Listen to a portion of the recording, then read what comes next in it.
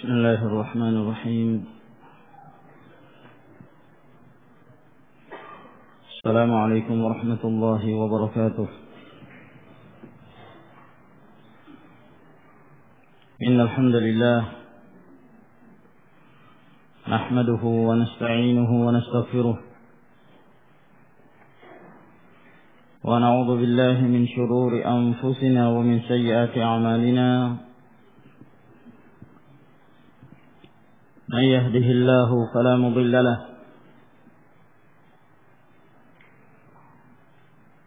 ومن يضلل فلا هادي له، وأشهد أن لا إله إلا الله وحده لا شريك له، وأشهد أن محمدا عبده ورسوله.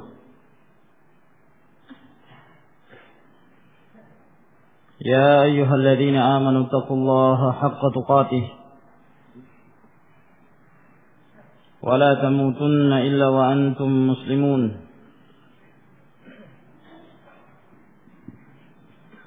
يا أيها الناس اتقوا ربكم الذي خلقكم من نفس واحدة وخلق منها زوجها وبث منهما رجالا كثيرا ونساء، واتقوا الله الذي تساءلون به والأرحام إن الله كان عليكم رقيبا.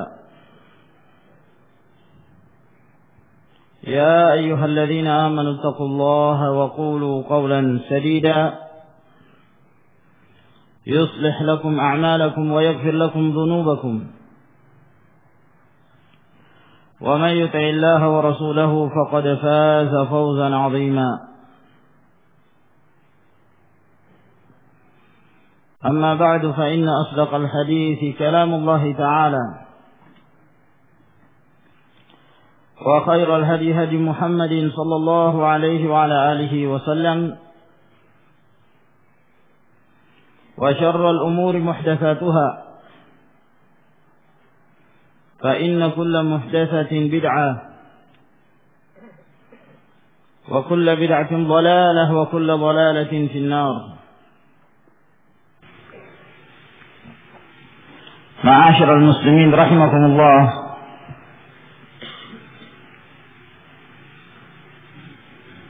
alhamdulillah pada malam hari ini Allah Subhanahu wa ta'ala kembali mengumpulkan kita dalam majelis talabil ilm, dalam pengajian yang rutin kita adakan pada setiap malam Kamis ini untuk membahas hadis-hadis yang terdapat di dalam Sahihu Al-Imam Al-Bukhari rahimahullahu ta'ala. Dan kita masih menjelaskan hadis-hadis yang terdapat dalam kitab Al-Ilmu atau Kitabul Ilmi. Dan pada malam hari ini insyaallah ta'ala kita memasuki bab yang berikutnya. Setelah pada pertemuan yang lalu telah kita sebutkan hadis Ibnu Mas'ud radhiyallahu ta'ala anhu tentang masalah al-ikhtibat fil ilmi. Seorang merasa ghibtah ketika melihat ada seorang diberikan kelebihan ilmu oleh Allah Subhanahu wa ta'ala. Berkata Al-Imam Abu Abdullah Muhammad bin Ismail bin Ibrahim bin Al-Mughirah bin Bardizbah Al-Ju'fi maulahum Al-Bukhari rahimahullahu ta'ala: باب ما ذكر في ذهاب موسى صلى الله عليه وسلم fil bahri ila al-Khadir. Bab apa yang disebutkan tentang berangkatnya Musa sallallahu alaihi wasallam di lautan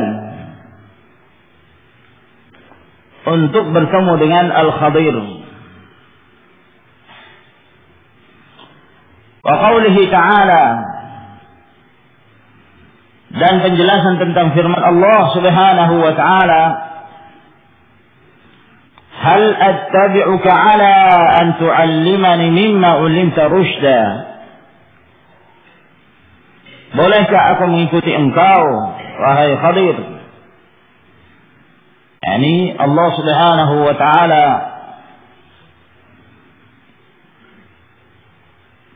menghikayatkan perkataan Musa ketika dia telah bertemu dengan Al-Khadir. Maka dia mengatakan, bolehkah aku mengikuti engkau agar engkau mengajarkan kepadaku bimbingan-bimbingan dari apa yang telah engkau diajarkan,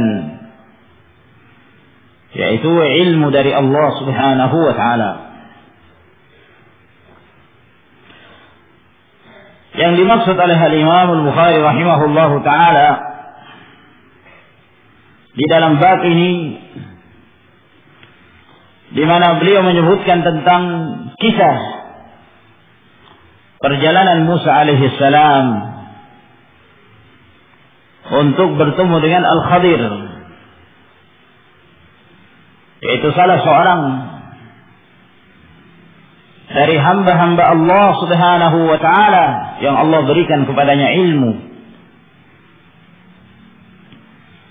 Dan nanti akan disebutkan oleh Imam Al-Bukhari rahimahullahu ta'ala hadis yang menjelaskan tentang sebab terjadinya pertemuan antara Musa alaihi salam dengan Al-Khadir.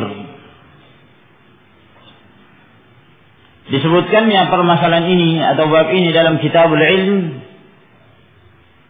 untuk menjelaskan tentang pentingnya melakukan rihlah,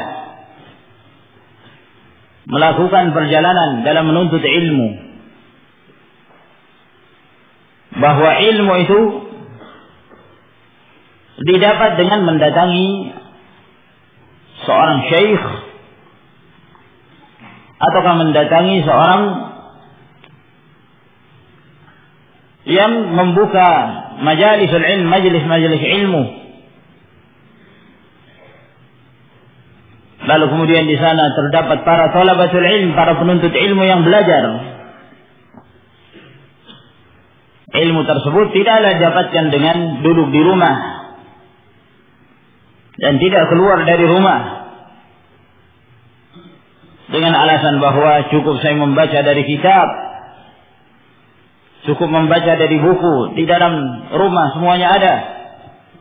Ada Sahihul Bukhari, ada Sahihul Muslim, ada kitab-kitab yang lainnya, ada Tafsir Ibnu Katsir atau yang lainnya,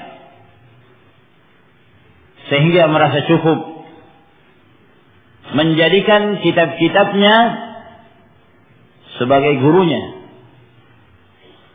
Lalu dia belajar sendiri dan tidak belajar langsung kepada seorang yang alim atau yang akan mengajarkan kepada dia kitab tersebut dari mereka yang memahami, yang ahli.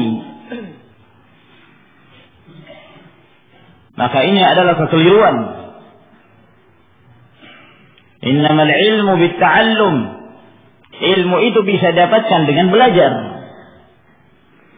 Belajar itu ada yang membimbing.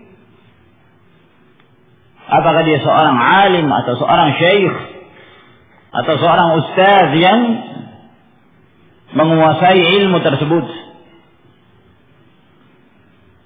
Sebahagian para ulama mengatakan, man kana syaikhuhu kitabah khata'uhu aktsar min shawabih.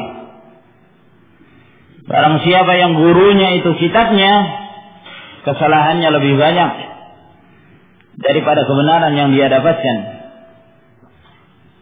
Bukan berarti membaca kitab itu tidak berfaedah, tidak bermanfaat, bahkan punya manfaat yang besar. Akan tetapi mencukupkan hanya dengan itu tanpa bimbingan dari seorang alim, maka mungkin dia akan terjatuh ke dalam pemahaman yang salah, dalam keadaan tidak ada yang membenarkannya, membetulkan pemahamannya. Maka dibutuhkan seorang itu keluar dari rumahnya, mendatangi majelis-majelis para ulama untuk menuntut ilmu, bahkan melakukan rihlah sekalipun, perjalanan yang jauh, walaupun harus melewati lautan, harus menyeberang ke negeri yang lain dalam rangka thalabul ilm. Maka ini merupakan sunnah dari sunnatul anbiya wal mursalin. Sebagaimana Musa alaihi salam, beliau keluar untuk menuntut ilmu, belajar. Tatkala beliau telah mengetahui ada seorang dari hamba Allah yang Allah Subhanahu wa taala berikan kepadanya ilmu yang tidak diberikan kepada beliau Musa alaihi salam, maka semangat Nabi Musa alaihi salam untuk belajar, maka dia berharap dan memohon kepada Allah agar dipertemukan dengan hamba tersebut dalam rangka talabul ilm, menuntut ilmu. Dan ini adalah merupakan sunnatus salaf. Para ulama'us salaf, mereka dikenal sebagai orang-orang yang bersungguh-sungguh dalam memelihara agama ini, menjaga hadis-hadis Nabi sallallahu alaihi wasallam, sehingga mereka berjalan dari satu tempat ke tempat yang lain, dari satu negeri ke negeri yang lain untuk menuntut ilmu. Dan mereka mengatakan, innallaha azza wa jalla yadfa'ul bala' an hadhihi al-ummah bi rihlati ashabil hadis. Sesungguhnya Allah Jalla wa Ala menolak adanya musibah dari kalangan umat ini disebabkan karena adanya ahlul hadis, orang-orang yang berpegang teguh dengan sunnah Nabi sallallahu alaihi wasallam, yang melakukan rihlah, perjalanan dalam rangka untuk menuntut ilmu. Kalau dahulu keterbatasan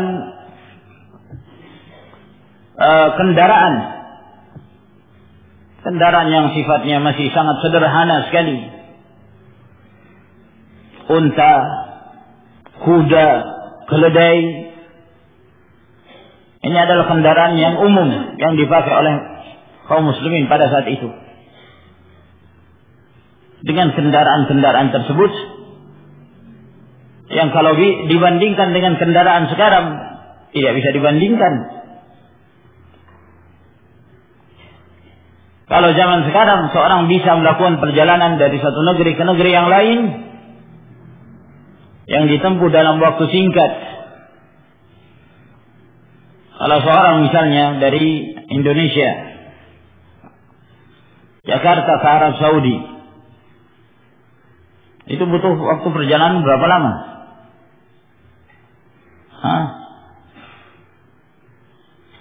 Tanpa transit, langsung. Berapa lama itu? 9 jam. Kurang lebih 9 jam. Kalau pakai unta,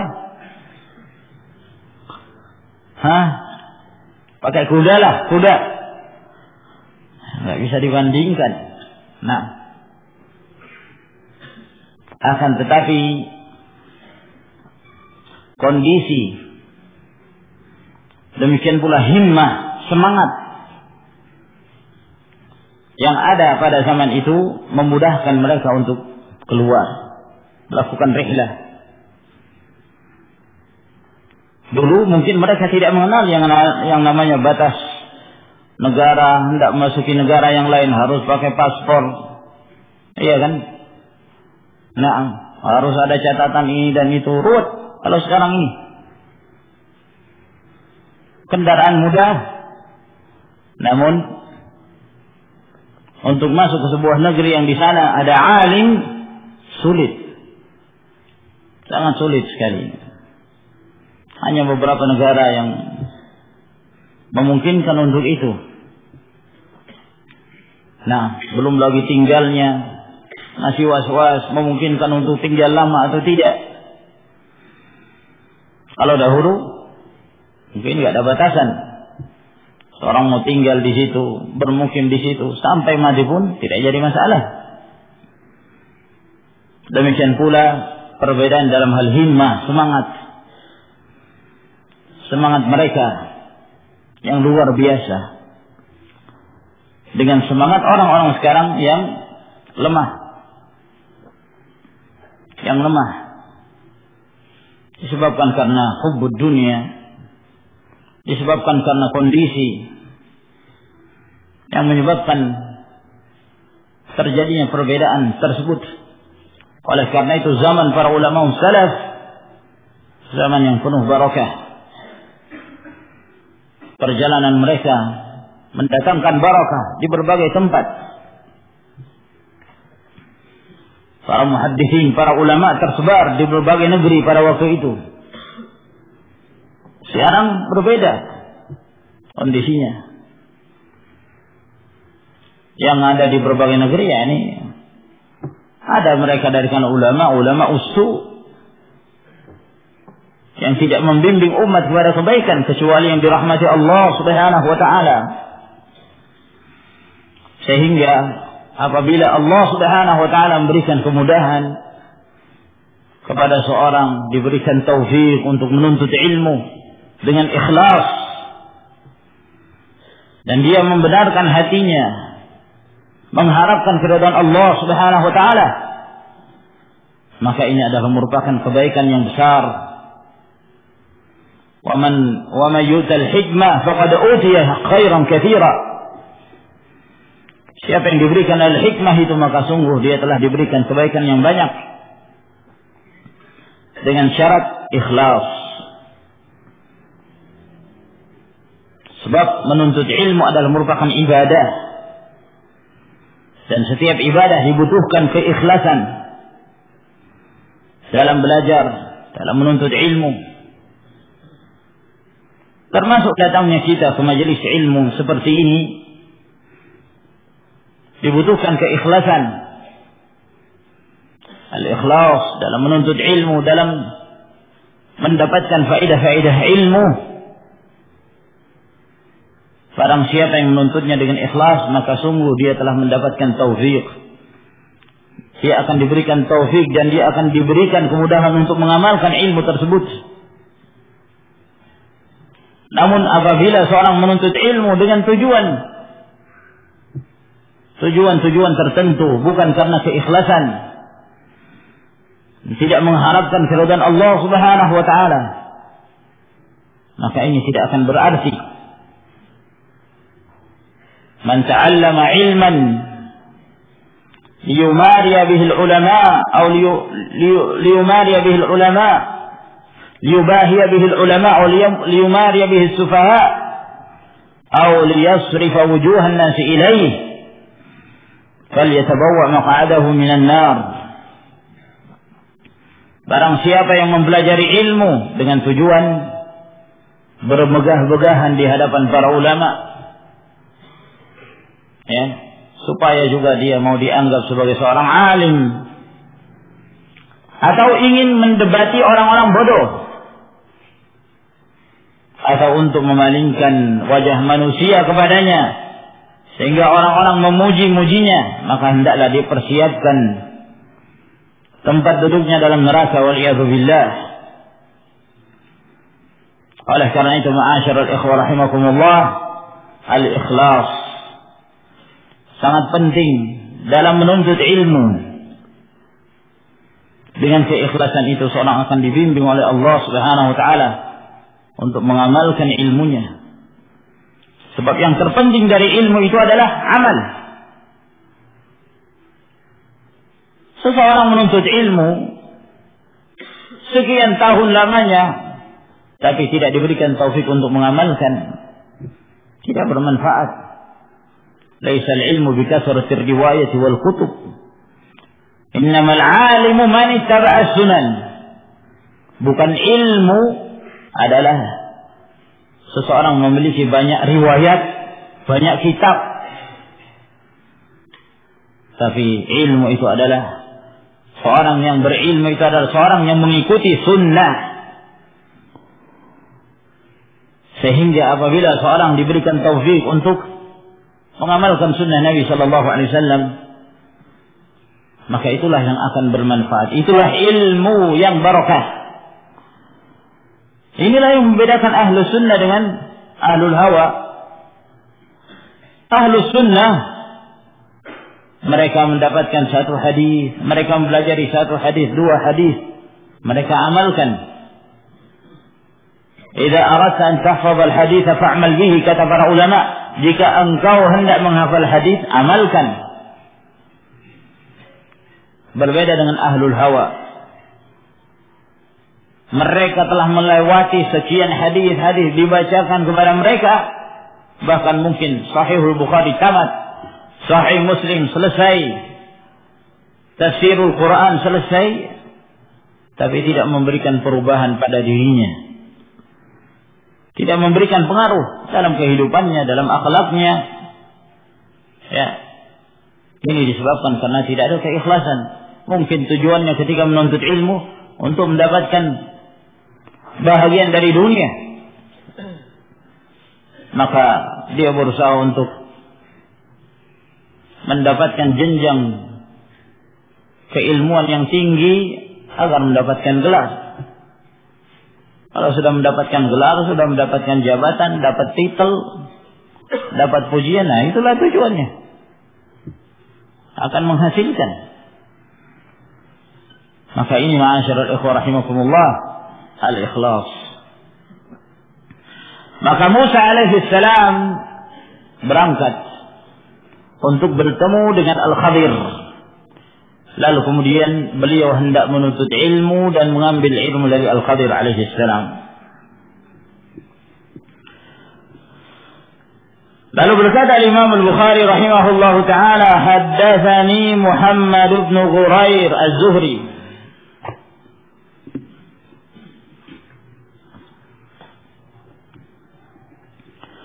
Telah memberitakan kepadaku Muhammad bin Ghurair Az-Zuhri, Muhammad bin Ghurair Ibn al-Walid Ibn Ibrahim. Beliau dari Madinah, Abu Abdurrahman.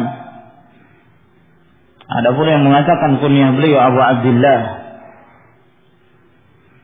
Dan ada yang menyebutkan bahwa Ghurair ini adalah gelar ayahnya, bukan namanya. Ada yang mengatakan nama ayahnya itu Abdurrahman,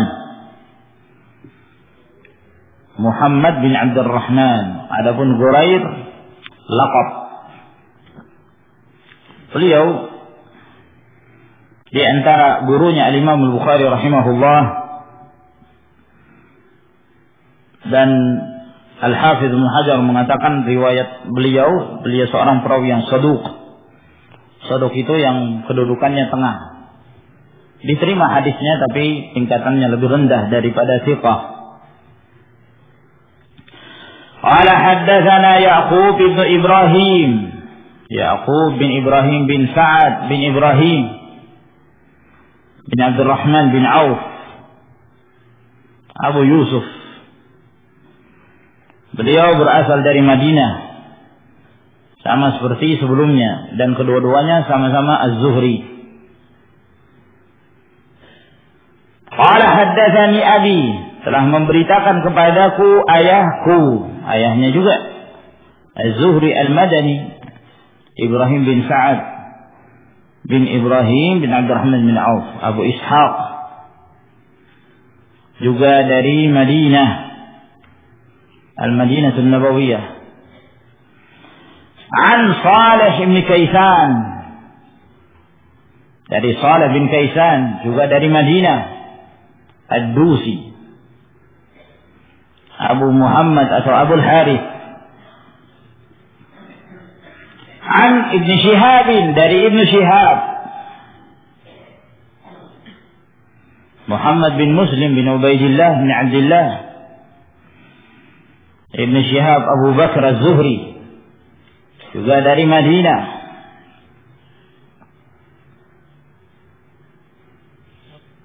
Haddatha, Ibn Shihab memberitakan, anna Ubaidullah bin Abdullah, bahwa Ubaidullah bin Abdullah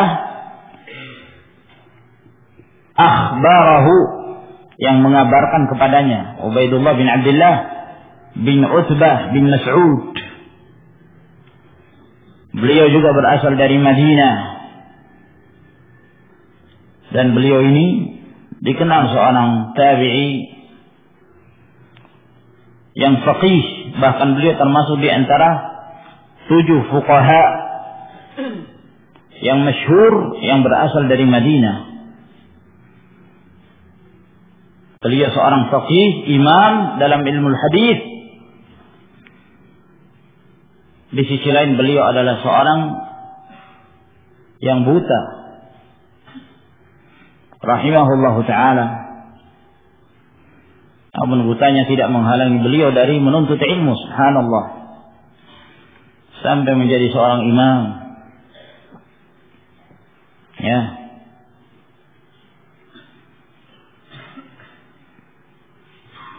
Akhbarahu, mengabarkan kepadanya, an Ibni Abbas, dari Ibnu Abbas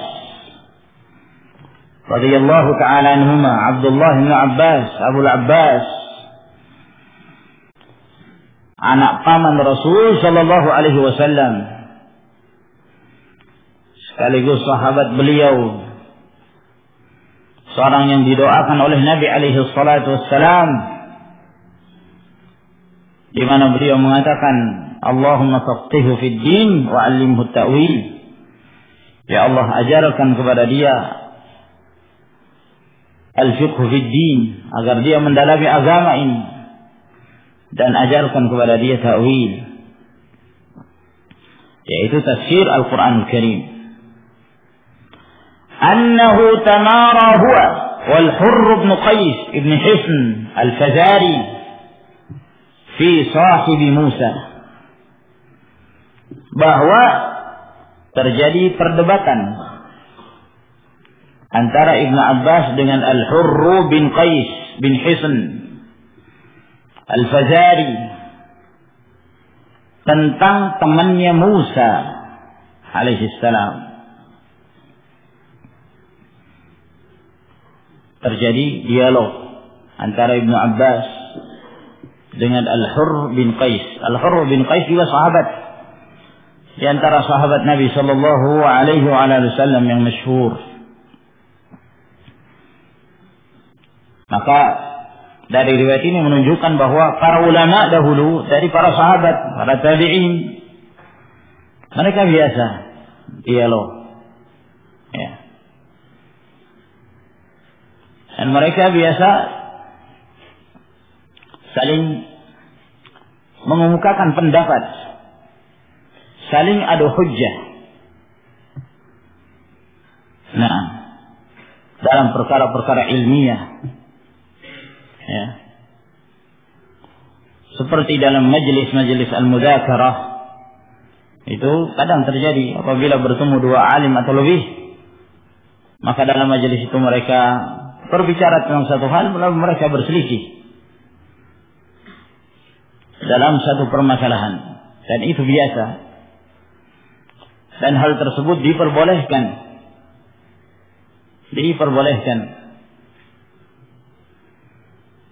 Seperti pula hadis Ibnu Abbas radhiyallahu ta'ala anhuma, ketika Rasulullah sallallahu alaihi wasallam menjelaskan tentang 70.000 orang dari umat Nabi sallallahu alaihi wasallam yang Allah masukkan ke dalam surga tanpa hisab dan tanpa siksaan, tanpa azab. Lalu Rasulullah sallallahu alaihi wasallam masuk ke dalam rumah beliau, itu para sahabat perbincangkan. masing-masing mengungkapkan pendapatnya. Ya, boleh, tidak jadi masalah dalam hal ini. Dialog ya yang sifatnya ihqaqul haqq wa ibtalul batil, membenarkan yang hak dan membatalkan yang batil, diperbolehkan. Nah, dalam muzakarah permasalahan-permasalahan ilmiah ya, bukan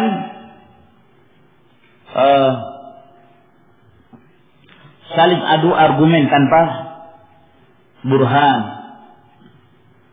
tanpa merujuk kepada riwayat. Oleh karena itu ketika terjadi perdebatan antara dua sahabat, lalu ada seorang yang mendatangkan kepada beliau riwayat, maka dia langsung menerima. Kebenaran itu harus lebih tinggi dari segalanya. Nah, adapun kalau yang dimaksud jidal, berdebat, lakukan perdebatan untuk membatalkan yang hak dan membenarkan yang batil, maka ini adalah suatu hal yang tercela. Oleh sebab itulah para ulama salaf, mereka sepakat untuk mencegah diri an-nahyu 'anil jidal wal khusumat fid din. Melarang untuk berdebat, bertengkar dalam perkara agama Allah Subhanahu wa taala. Sikap-sikap para ulama dalam hal ini jelas sekali. Mereka menghindari perdebatan dengan ahlul bid'ah. Sebab berdebat dengan mereka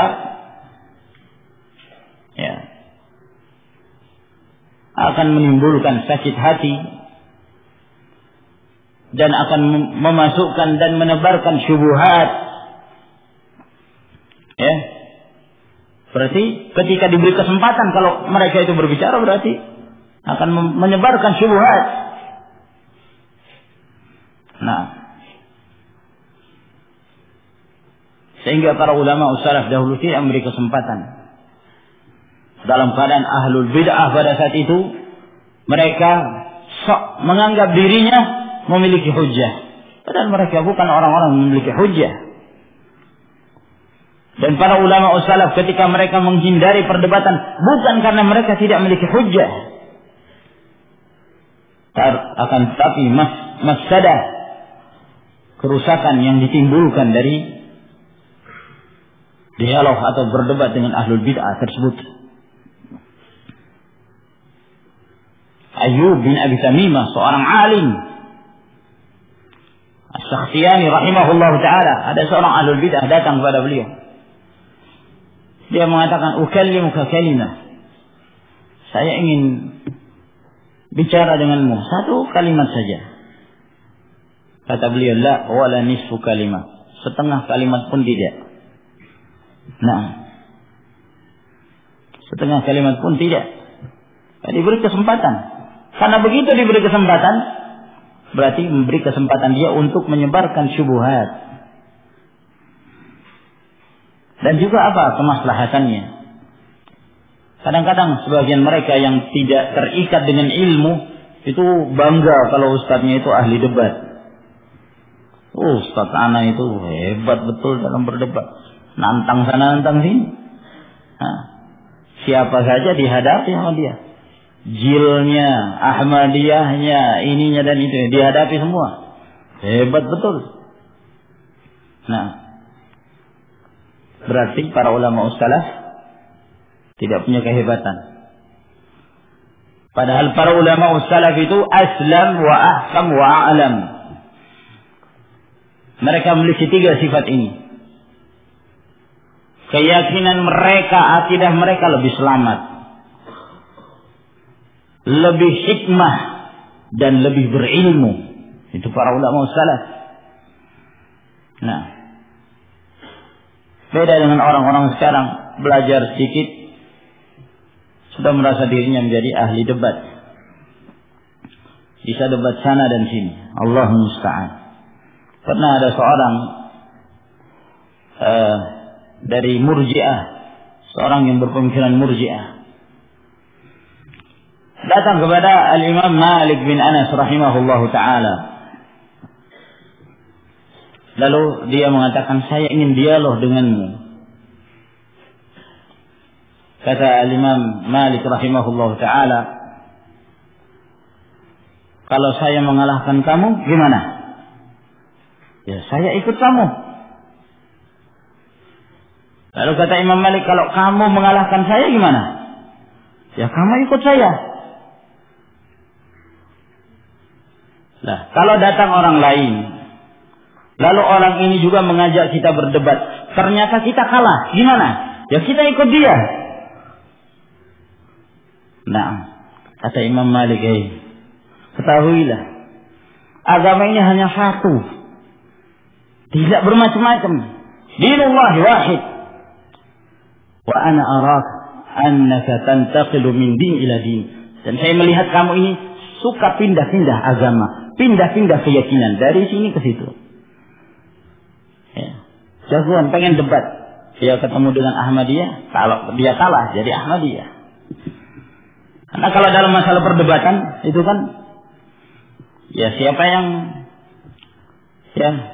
lebih pintar mengatur kata-katanya, mengatur syubhat-syubhatnya, biasanya dia lebih kuat. Dan itu tidak menunjukkan ketika dia menang, menunjukkan dia alal haq. Nah, akan tapi justru menjadi syubhat di kalangan kaum muslimin. Lihat model perdebatan sekarang. Debat, dialog Islam Kristen. Ya. Sekian banyak syubhat dari orang-orang Nasara. Ya, itu bisa membingungkan sebagian kaum muslimin. Dialog, ya, antara seorang yang menamakan dirinya sunnah, misalnya, dengan jil. Syubhat dari kaum jil ini luar biasa, mengerikan. Ya, didengarkan oleh orang-orang yang tidak mengerti, tidak berilmu, maka seorang yang berdebat itu akan menjadi sebab tersebarnya syubhat mereka. Terkecuali inda darurah, dalam kondisi darurah. Ya.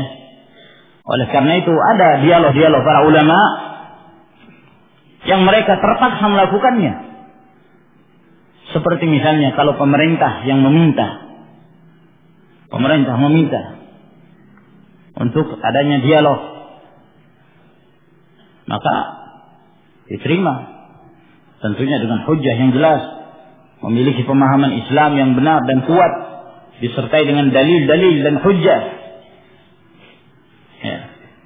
Seperti yang terjadi pada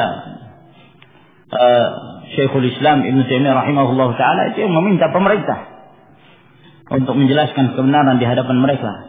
Dan walhamdulillah, Syekhul Islam Ibn Taimiyah rahimahullah ta'ala tidak pernah putus dalam hujjahnya. Ya, setiap beliau berdebat dengan siapapun dari ahlul bid'ah, melainkan mereka terkalahkan. Nah, bahkan termasuk di antara kelebihan Syekhul Islam Ibn Taimiyah rahimahullah, ketika beliau berdebat, ketika ahlul bid'ah ini menyampaikan hujjah untuk membantah Syekhul Islam, maka Syekhul Islam bisa menjadikan dalil yang mereka gunakan untuk membantah mereka dengan dalil yang mereka jadikan untuk membantah Syekhul Islam. Ini kelebihan beliau, dan itu nampak sekali dari tulisan-tulisan beliau, dari fatwa-fatwa beliau, dan dialog-dialog beliau dengan sebagian ahlul bid'ah yang ada pada zamannya, dan kitab-kitab rudud, kitab-kitab bantahan beliau, menunjukkan kekuatan hujjah yang beliau miliki rahimahullahu ta'ala. Nah, dan ketika mereka dialog, benar-benar dialog hingga salah seorang dari mereka yang putus hujahnya, tidak mampu lagi berhujah. Kalau sekarang coba perhatikan, dialog dibatasi 1 jam atau 2 jam. Belum lagi moderator. Kalau moderatornya dari salah satu pihak, biasanya moderator menyimpulkan, ya. Dan tidak sedikit dari kalangan moderator yang mengeluarkan syubhat, dan dia yang paling terakhir pembicaranya, ya kan? Keluar syubhat, forum selesai, tutup. Sebagian mereka menyebarkan dengan VCD, sebar sana sini, syubhat menyebar. Nah, syubhat menyebar. Nah, terjadi dialog 1 jam, 2 jam, selesai. Ini belum menjawab, habis waktu. Nah, tidak memberikan manfaat. Berbeda kalau kita bayanul haq, menjelaskan kebenaran. Melalui apa? Tulis kitab, tulis buku misalnya, bantahan kepada pemikiran jil gitu. Tulis lengkap. Adapun syubhat mereka begini, bantah dengan jelas kan. Atau dengan daurah, kajian ilmiah. Iya kan? Kita sendiri yang berbicara, menjelaskan al-haq. Nah, jadi kadang-kadang sebagian mereka memang ya mengatakan apa ini ahlus sunnah, gak mau diajak debat. Jil lebih bagus daripada mereka. Jil kalau diajak debat mereka masih mau. Ya karena sama-sama bodohnya. Nah, sama-sama bodohnya. Berani itu bukan berarti merasa diri ini punya hujah. Nah, akan tetapi ma'asyiral ikhwah rahimakumullah, ahlus sunnah itu punya dhawabit. Berbeda dengan ahlul hawa, ya, emosional. Nah, jadi asal emosi jadi. Ahlus sunnah punya dhawabit, punya aturan. Mau dialog, ada aturan-aturan, ada dhawabit yang harus dipelihara, yang harus dijaga. Nah, jadi ketika ahlus sunnah mencegah diri dari hal-hal yang seperti ini, bukan karena tidak punya hujjah. Nah, akan tetapi melihat bahwa yang seperti ini tidak memberikan kemaslahatan dan juga akan membuat marah ahlul hawa. Ketika mereka ngajak debat terus gak diladeni, marah-marah mereka. Nah, biarkan. Nah,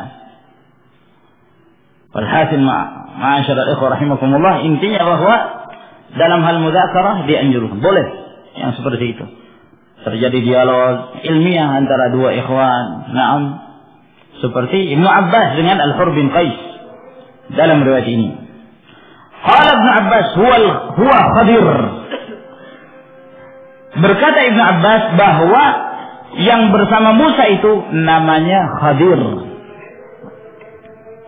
Ada 2 pengucapan dari nama Khadir ini. Yang bersama Nabi Musa alaihissalam, ya, disebut Khadir dan juga disebut dengan alif lam Al-Khadir. Dua-duanya boleh. Dan Al-Khadir ini yang dimaksud adalah seorang yang hendak ditemui oleh Nabi Musa alaihissalam dalam perjalanan beliau untuk menuntut ilmu. Nah, Ibnu Abbas mengatakan bahwa temannya Musa itu namanya Khadir. Nah, ini diingkari oleh Al-Hur bin Qais. Famarra bihima Ubay bin Ka'b, maka lewatlah Ubay bin Ka'b, sahabat Rasul sallallahu alaihi wasallam. Nah, kesempatan ketika Ubay bin Ka'b lewat, maka mungkin beliau punya hujjah dari apa yang diperselisihkan. Fada'ahu Ibnu Abbas, maka Ibnu Abbas pun memanggilnya. Ibnu Abbas memanggilnya. Ini ketika Ibnu Abbas duduk bersama Al-Hur bin Qais, debat masalah siapa temannya Musa. Kata Ibnu Abbas Khadir, kata Al-Hur bin Qais bukan. Lewatlah Ubay bin Ka'b. Maka dipanggillah oleh Ibnu Abbas. Ketika Ubay bin Ka'ab lewat, kira-kira gimana cara Ibn Abbas manggil? Ya Ubay, itu enggak? Nah, kelihatannya kurang sopan, iya. Nah, kelihatannya kurang sopan.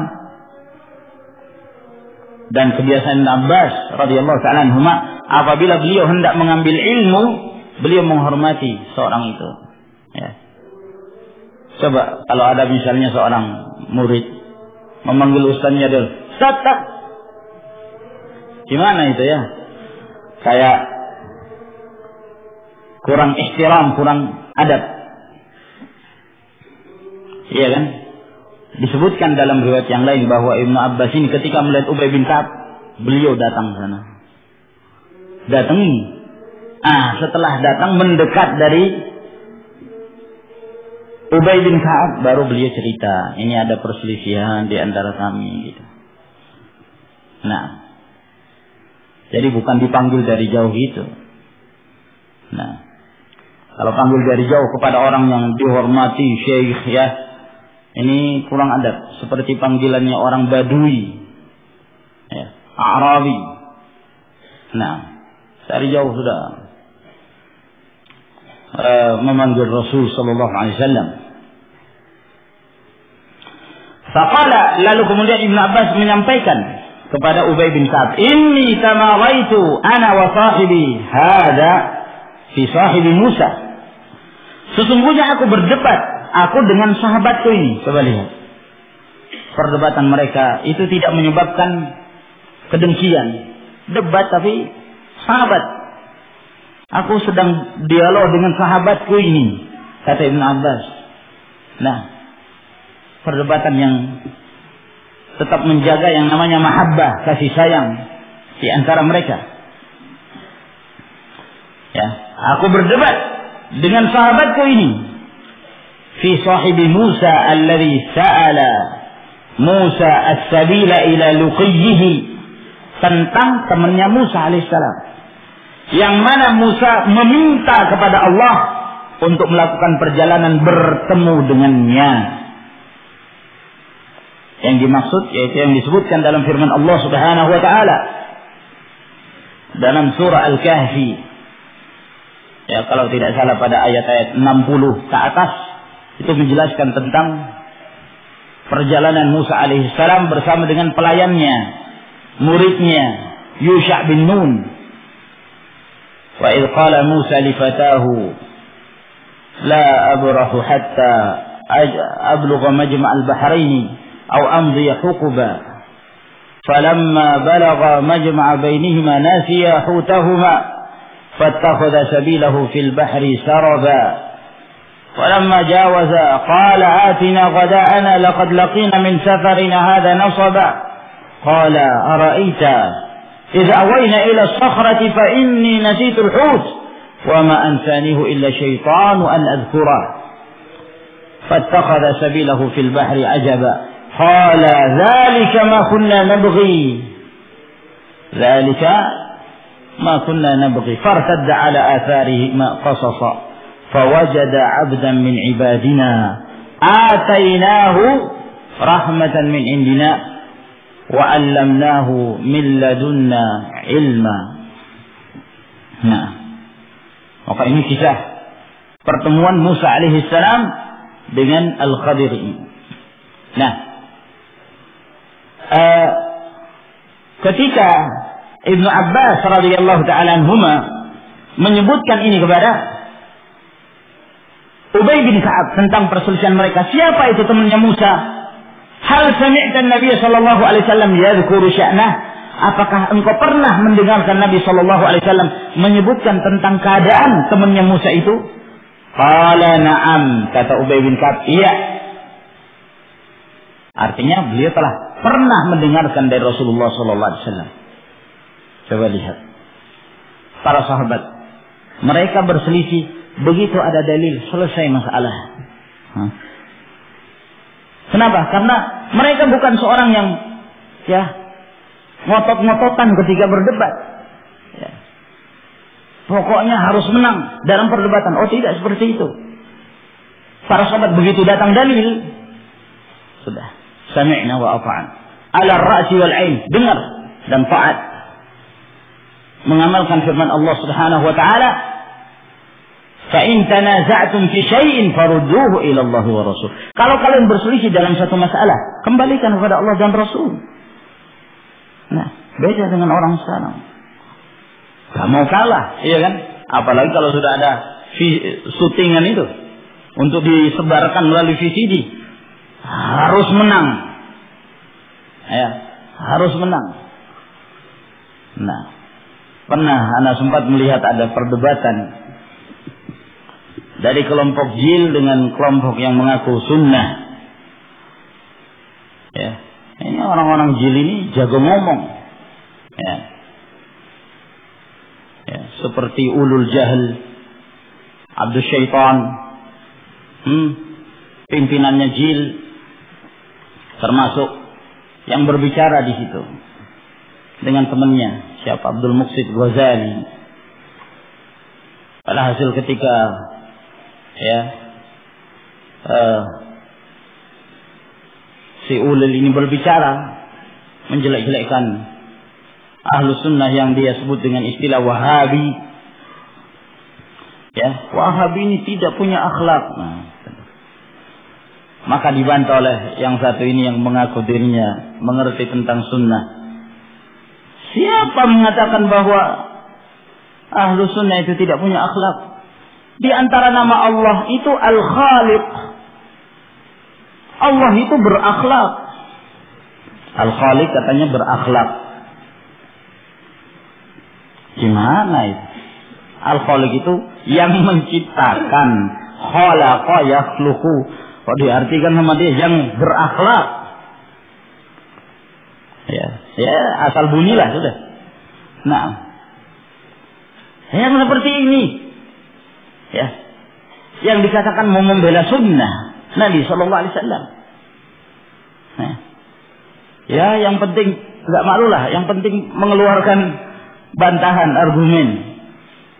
Nah, seperti perselisihan antara dua orang yang mungkin pernah kita sebutkan ini. Ya. Ketika melihat ada satu titik dari jauh gitu. Nah, berselisih dua orang ini. Yang satu mengatakan itu kambing. Yang satu mengatakan bukan, itu burung itu. Enggak kambing, enggak burung itu. Saling ngotot-ngototan, ya. Namanya debat-debat kusir gitu. Burung, kambing.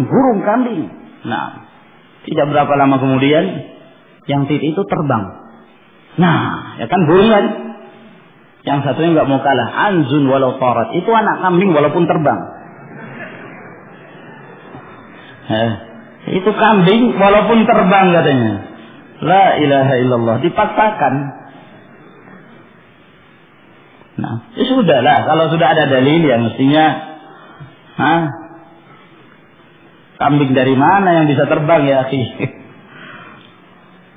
Allahumma musta'an. Ya. Nah, coba lihat dalam riwayat ini. Ubay bin Ka'ab menyebutkan riwayat. Dia mengatakan, "Sami'tu Rasulullah sallallahu alaihi wasallam yaqul." Aku mendengarkan Rasulullah sallallahu alaihi wasallam bersabda,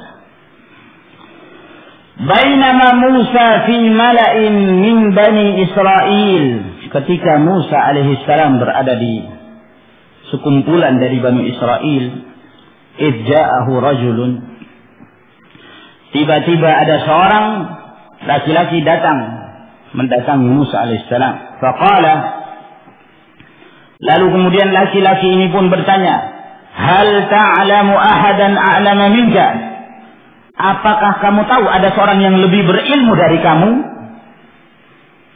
Itu. Qala Musa, "La." Katanya Musa alaihissalam, "Tidak." Yani tidak ada orang yang lebih berilmu dari saya. Ya. Mestinya kan menisbahkan kepada Allah, ya, mungkin mengatakan Allahu a'lam, Allah yang lebih mengetahui. Tapi ketika Musa mengatakan tidak, artinya beliau menyangka bahwa beliau yang paling berilmu. yang ada di muka bumi, maka ditegur oleh Allah Subhanahu wa taala. Fa'auhallahu ila Musa, maka Allah mewahyukan kepada Musa, bala, ada seorang hamba yang lebih berilmu dari kamu. Nah, Abduna Khadir, hamba kami, dia bernama Khadir. Nah, mendengarkan itu, ternyata Allah Subhanahu wa taala Maha mengetahui. Ya. Ternyata di sana ada hamba yang Allah berikan padanya ilmu yang tidak diberikan kepada Musa alaihissalam. Maka mendengarkan itu ternyata ada di antara hamba Allah yang seperti ini, maka menimbulkan semangat Musa alaihissalam dan juga menampakkan tawadhu'nya, rendah dirinya di hadapan Allah, menunjukkan bahwa dia mengucapkan itu bukan karena kesombongan, bukan, tapi semata-mata karena memang dia tidak tahu. Ada yang punya ilmu yang tidak diketahui oleh Musa. Ternyata Allah mengabarkan ada seorang hamba dari hamba-hamba kami, dia adalah seorang bernama Khadir. Maka Musa pun mengatakan, ya, meminta kepada Allah Subhanahu wa taala, fasa'ala Musa as-sabila ilaihi. Dia memohon kepada Allah gimana cara berjalan untuk bertemu dengannya. Ini untuk menuntut ilmu, mendapatkan bimbingan darinya. Faja'alallahu lahul huta ayah. Maka Allah Subhanahu wa taala menjadikan al-hut sebagai tanda. Yakni tanda terjadinya pertemuan. Hut ini ikan hiu. Ikan hiu yang sudah dikeringkan, ya semacam ikan kering gitulah. Itu jadi perbekalan Musa alaihi salam bersama dengan muridnya Yusha bin Nun, pelayan beliau. Nah, jadi itu akan dijadikan sebagai tanda. Qila lahu, dikatakan kepada Musa, idza faqidtal huta farji' fa innaka satalqahu. Apabila engkau telah kehilangan ikan hiu yang menjadi perbekalan kamu itu, maka kembalilah ke tempat semula, tempat di mana ikan itu hilang, maka engkau akan bertemu dengan hamba tersebut. Nah, dan di sini ada cerita yang cukup panjang, ya, dalam perjalanan Musa alaihissalam menuntut ilmu. Dan di sini juga ada hal-hal yang perlu kita jelaskan tentang keadaan Khadir. Siapa nama beliau? Apakah beliau punya nama yang lain? Apakah Khadir itu seorang nabi ataukah dia seorang wali? Apakah Khadir itu sekarang ini masih ada, masih hidup, ataukah sudah mati? Nah, ini permasalahan-permasalahan yang diperselisihkan di kalangan para ulama. Insyaallah taala kita lanjutkan di pertemuan yang berikutnya. Sampai di sini yang kita bacakan dari hadis ini. Wa akhiru da'wana alhamdulillahi rabbil alamin. Wassalamualaikum warahmatullahi wabarakatuh.